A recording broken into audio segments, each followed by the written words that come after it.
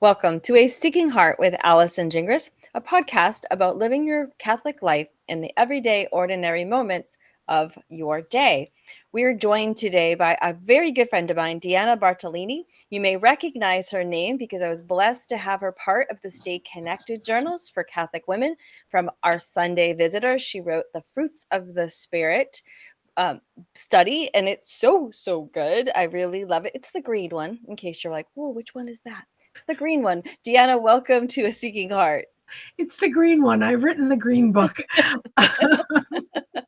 People will Thanks, ask me that. Allison. Which color books are yours? Mine are blue and peach. There Anyway, you so go. it's good Very to good. have you with us. And I It's love those books are still doing really well. And I'm so encouraged that women are still finding them and studying with them because they are a real labor of love and a great way to grow connected to God and to each other. But today, we're having you here because you contributed to a new book edited by John Roberto, Digital Ministry and Leadership in Today's Church with Liturgical Press. So before we jump into the book, which obviously this is something I'm very interested in since I've made it kind of my world, tell us a little bit about yourself. okay. A little bit about myself. So I am a Catholic mom and a grandmother and a wife. And probably should have put that first. Oh, well, nonetheless. I am a spiritual director. I am a writer and a content creator. I also, one of the exciting things that I'm doing besides promoting this great new book is I'm relaunching with Lisa Mladnick, the amazingcatechist.com website. So if you are a catechist or a director of religious education or a homeschooling parent, be sure to check out that website as well, amazingcatechist.com. And we'll have that link in the show notes, of Great, course. great. And yeah, so that's it. We, What else do you want to know? We also share in common that we're both deacons' wives, which is a fun little club to be in. Some days, yes, some days, no, but yes, usually it is, yes. How long has your husband been a deacon? 7 years. 7 years. Well, I can't really say my husband is a baby deacon anymore because I think we're coming on 4 years in May. But it's a beautiful calling, not just for the man, but for his spouse and his family as well. And I really enjoy. And also, I think they understand when we kind of take on all these roles in ministry that we share this heart for serving the Lord. They're ordained to serve, which I tell my husband that all the time, especially when I want a cup of coffee. You are ordained to serve. Please go get me. It's not exactly what it means, but I work on that. I just play it. Like I have I, that right. I haven't tried that. I have to consider that now. Yeah, sometimes it works, and sometimes I get the hairy eyebrow, like, yeah, not happening. Some days he just laughs and goes, "Gets me a cup of coffee." Uh, Probably because he just knows I need it and I need to be quiet. So he's just going to help with There that. you go. So today we're going to look a little deeper in this new book, out again, edited by John Roberto, Digital Ministry and Leadership in Today's Church. So first, give us an overall synopsis of the book, Okay. and then I would like to know more about your specific chapter. So the book was written by a group of people, 6 contributors, and each of us, we came together because of a person, which is often the case. And it was through Digital Discipleship Network, which was founded by Sister Caroline Cerveny, who died 2.5 years ago, approximately.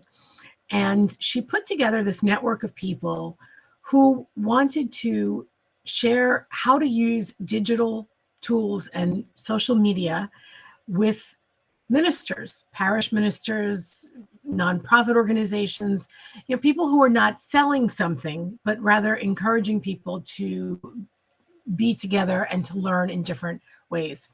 And I started working with the group in 2014. And after Sister Caroline died, we wanted very much, we had talked before she died with her about pulling together a book and a new website and different things. But after she died, we decided that as a tribute to her, we were going to pull together this book. And that is what we did. Oh, Because that's so sweet. It is. And just as an aside, but also something important to know, the proceeds from this book are not coming to any of the contributors, but rather they are all going to the NCCL, which is the National Community of Catechetical Leaders, and to use it specifically for people who are working in the digital virtual world. So we're hoping to, really help people learn what it means to use digital tools and technology. Um, That's it's not going fantastic. away. No, no, it's kind of here to stay. And I think that, um, the pandemic definitely showed us how important it is that we have at least some of our efforts put to the digital world. That pivot was easier for some places that were already kind of in the virtual space in one way or another. And I think that it is a wonderful, um, harvest, like a vineyard that's really not been tapped into. It's a mission field. That's the word I was looking for. It is a mission field. And if we utilize our tools properly, if we come together and we use the powers for good, I like to say, we can really reach an audience that we wouldn't typically be able to reach in our churches, in our pews. Like, I think it's not a and or, but a but both, right? A both and. Is that the way Absolutely. we say that? Absolutely both. And it's important. So some of the chapters, just in general, the book is very user friendly. So it's the perfect book to give to the pastor who says, oh, no, no, no, we can't be on social media. No, no, no, Instagram. Oh, no, that's where like the teenagers are. And like it's the person who's tentative, who's unsure, but it's also for the person who says, okay, I want to do this, but I need help. Because the book is full of websites you can go to, checklists you can use, how-to tips. It is really, of course, I'm going to say it's a wealth of information, but it truly is. And I like it, that it word. is super, super helpful. So there's a lot of tips about, how do you use technology for ministry and faith building? And then also, again, you brought up the pandemic. So at that point, when you had faith formation or religious education, whatever your parish calls it, okay, how are we going to teach? How are we going to prepare young people and children for sacraments? How are we going to prepare adults who are coming into the church? Well, we had to use a flipped model, right? It had to become more virtual, more online. How do we use that? And then one of the most interesting chapters, which is unique, because it's not something I think people think about often, is the chapter on how to curate digital media. So it's one thing to say to people, either online or offline, oh, just go online, you'll find the answer. Mm-mm. Well, yeah, sure, you can find answers, but are they the right answers? Are they upholding the truths of our faith, or are they somebody's opinion? And so when you think about curating, what you're doing is you're putting together the best of what is available Right. and allowing people to access it in that way. So I think that was an important chapter that we added. That I did that not write that chapter. that is a very interesting point. Many years ago, I think like 2014, if I'm not mistaken, I was blessed to do a series on Catholic TV on social media evangelization, and in line with the gifts of the Holy Spirit, actually. And one of those was that gift of knowledge, of being prudent and understanding. Like, there's a lot of things on the internet. Like, the beauty of having this new mission field is that anyone can have it. At the time, blogs were very hot at the time, again, back in 2014. So I was my presentation, I said the beauty of it is that anyone can have a website. The downfall of it is anyone can have a website. Right. Anybody can be, I mean, I don't think people realize that anybody can add to Wikipedia. That is like it's interesting to go there, but that can never be your source of information. I don't think people understand how that works. It's a pretty dangerous place to be getting truth. So understanding safe places, I love that word curate. It's one of my favorite words, when it comes to creating social media and how you interact. Like I say that about my own Facebook feed. People are like, I hate Facebook. There's so much junk out there. And I said, but I curate it to be exactly what I want to see and what I don't want to see. And you have that control. But that's another story for another day. We're talking about the information you get. You can't just take everything at face value. You have to discern. I do it very prayerfully because some sites look like they're very good information. There's some very popular Catholic websites that people cite and use all the time. And quite honestly, they're pure evil. And I won't go out and say what they are, but they really are dangerous places to be. So I'm super excited that that's a chapter that was included in this new book. And again, excuse me, we're talking. Adam is my audio engineer, and he'll have to take this out. I'll make a little note. 10:40. Mama loses her mind. There we go. I'm back now. I love the fall in New England. Not take a little sip and go back in. I love having an audio engineer son. Okay, we're picking up here, Adam. We're talking today again with Deanna Bartalini, and she's sharing with us a new book that she has contributed to. It's called Digital Ministry and Leadership in Today's Church with Liturgical Press.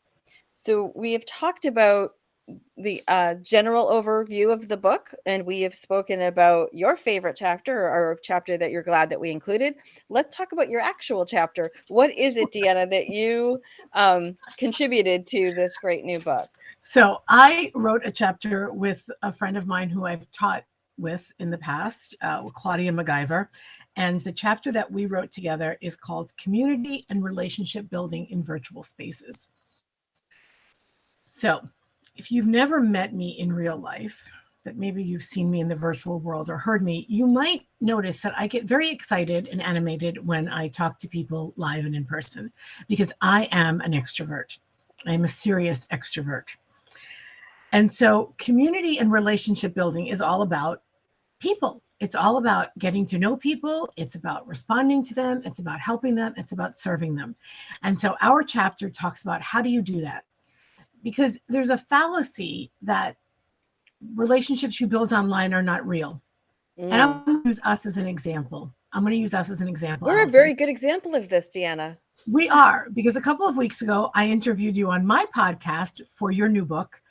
And my husband, such a good guy that he is, he listens on his drive to or from work. And he comes home after listening to our episode and he says to me, "But you've met Allison in person, right?" I'm like, "No, I've never met her in person." He's like, "Come on, you act as if you've been friends forever." I'm like, "We are friends, but we've never met in person." Yeah. I would never say Allison is not my friend, and she would never say that about me. And I know this. And so the relationships you build online are real. Yes. They're real. It's crazy. So it's true. It is. And there's a connection there that we can build on. Because what are people looking for in community? They're looking for relationship. They're looking for honesty. They're looking to be heard, to be seen, to be in a safe place. They're looking to know that they're appreciated and cared for. You can do that online.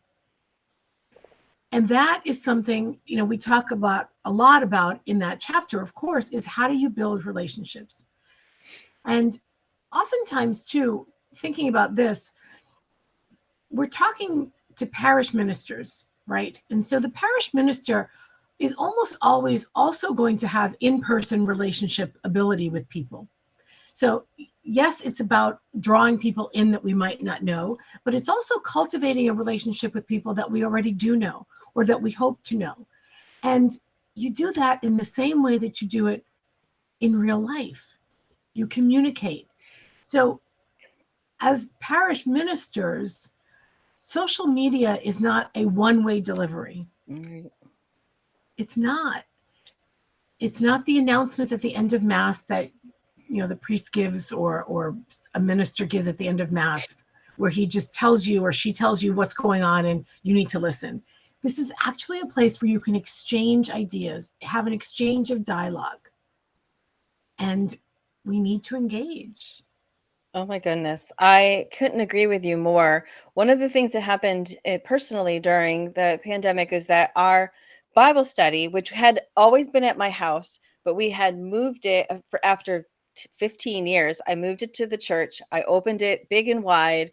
It was doing fantastic. And then, everything closed down. So I went virtual. Well, and I was amazed and surprised at how intimate it was still, how vulnerable we were able to be. It was actually easier for some of the women to contribute to the conversation because of the way I set it up, that all the microphones go off, you mute, and when you want to talk, you unmute, and that's a signal to everybody that it's your turn. And for some women who never like feel comfortable jumping in or know when to speak, it opened up for them to be able to share.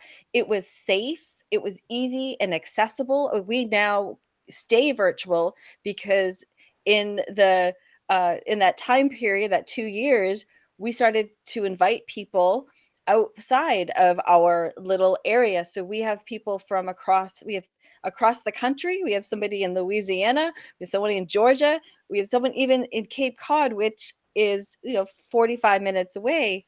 So she's able to join us virtually, and then every now and then we get to actually see her in person, as you're saying, like that balance. Like we'll have a women's event and she will come to it. So it was incredible to me how virtual communication is not just one way. If you know how to set it up, as if you know how to manage it prayerfully and correctly, you can be intimate, it can be accessible, and it really is a beautiful way to connect with people that you may not, again, be able to connect with. Yeah. I think it really is a good tool. And I think that's what we have to remember. These are digital tools. Mm-hmm. They're not the main focus. The main focus is still people. And sometimes it sounds, people get hesitant because they're thinking, well, we don't want it to be about, you know, the call or about everybody, wondering about, oh, is their background right? And is this okay? And they're letting you into their home, and oh, you're going to hear their dog barking. Who cares? Like, it's a dog. Who cares?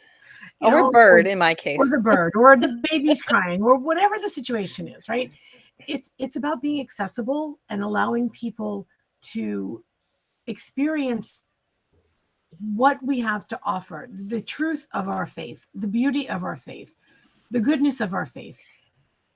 We can look at social media as a way, in a sense, to infiltrate the culture, Love that. right? That says, let's be nasty and ugly and rude. No, we can be different. We can be an example to people in the social square, because it's the new gathering space. It really is. It really is. I like that. I've not heard it called a social square. I don't know how, because that seems like that's something that's out there. But I love the sound of that. That this is our new meeting place, our new, um, you know, community center, so to Yeah, speak. right. I love Right. that. It is. The other thing that is in the book that's a little bit, no, I don't want to say heavy-handed. It's not heavy-handed. That isn't the right word. But what the book does is the last chapter talks about the leadership qualities, the leadership competencies of digital ministers, and then gives you some questions for personal reflection. And so, if I were working in a parish, which I have done, I haven't lately, but if I were working in a parish, Mm-hmm. I would want us to study this book as its staff and figure out how we can make this happen. And the other thing I'll say is this: oftentimes in parishes and in organizations, there's this idea that the youngest person on staff or the youth minister should be the one to do social media because, well, they're young, so they must know this stuff, right? Um, you know, in case you're wondering, those of you who are actually watching, these are not put on silver streaks. They are mine. They are real. I said I am a grandmother, and I am not super young. I don't want to think I'm super old, and I know I'm past middle age, but nonetheless, Not that it's far not past. not that far. We're digressing. Pick the We do that. person who has the skills, who has the interest, who is going to be able to draw people in, because you need to draw people in. And so responding on social media, participating on social media, all of those are important things. And the thing about social media, the two good things about social media is really the same thing. A lot of the things that we put on social media, they go out and they kind of disappear. And that's sort of a good thing and a bad thing, because we don't want everything we do to disappear. But on the other hand, it means that if you make a mistake, people are not going to focus on that, because they're going to see the next thing that you do, and the next thing is going to get better. And when I look back on my own website and my own, like my business social media, Facebook site and Instagram, and I look back to what I did in the beginning, I'm thinking, what were you doing? And I look at myself now and I think, oh, well, you're doing a much better job. And probably in 3 years, I'll go back to today and go, what was I doing? But that's okay. It's really okay. It's a learning process.